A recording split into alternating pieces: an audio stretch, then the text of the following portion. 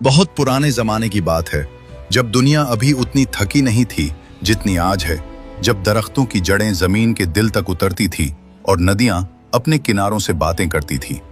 उन्हीं दिनों पहाड़ों की गोद में बसे एक शहर का नाम था सुल्तानपुर। ये शहर न बहुत बड़ा था न बहुत छोटा, लेकिन इसकी शोहरत दूर दूर तक फैली हुई थी। इसलिए नहीं कि यहाँ सोने की खदानें थीं, बल्कि इसलिए कि यहाँ का राजा महाराज विक्रमसेन अपनी न्यायप्रियता के लिए पूरे इलाके में मशहूर था।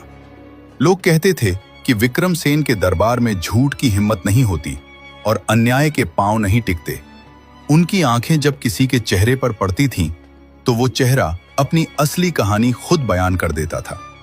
विक्रमसेन की उम्र उस वक्त 50 बरस के करीब थी। उनके बाल सफेद होने लगे थे, लेकिन उनकी आंखों में वही तेजी थी जो जवानी में हुआ करती थी। उनके कंधे चौड़े थे और चाल में एक ऐसा वजन था जो बताता था कि यह इंसान जिंदगी के तूफानों से गुजरा है और हर बार सीधा खड़ा रहा है। दरबार में जब वो अपनी गद्दी पर बैठते तो पूरा महल जैसे सांस रोक लेता। वजीर हों, सिपाही हों या आम प्रजा, सब जानते थे कि यहाँ हर बात तौल कर कही जाती है और हर फैसला सोच कर लिया जाता है। उनकी रानी का नाम था मृगनयनी। नाम की तरह ही उनकी आंखें थीं, बड़ी, गहरी, और उनमें एक ऐसी रोशनी थी जो सिर्फ उन लोगों में होती है जिन्होंने जिंदगी को करीब से देखा हो। मृगनयनी केवल राजमहल की शोभा नहीं थी, वो राज्य की रीढ़ थीं।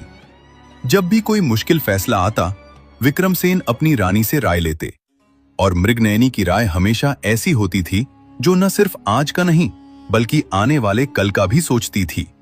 लोग कहते थे कि इस राज्य की असली ताकत उस महल की उस खिड़की में रहती है जहां से रानी शाम को बाग देखती हैं, क्योंकि उस वक्त उनके जहन में राज्य के लिए सबसे गहरे ख्याल जन्म लेते हैं। उनके 2 बेटे थे। बड़े का नाम था रणवीर, जो नाम से ही पहचाना जाता था। लंबा, तगड़ा, तलवार चलाने में माहिर और युद्ध नीति में पारंगत। रणवीर के बारे में पूरा दरबार यही सोचता था कि अगला राजा यही होगा। उसकी आवाज में एक रौब था, उसके चलने में एक ताकत थी और उसके फैसलों में एक सीधापन था जो कभी कभी इतना सीधा हो जाता था कि रास्ते के मोड़ दिखना बंद हो जाते थे। रणवीर को लगता था कि राज्य चलाने के लिए ताकत चाहिए और ताकत ही सब कुछ है। छोटे का नाम था समरथ। उम्र में रणवीर से 7 साल छोटा, कद में भी कम और आवाज में भी कम रौब।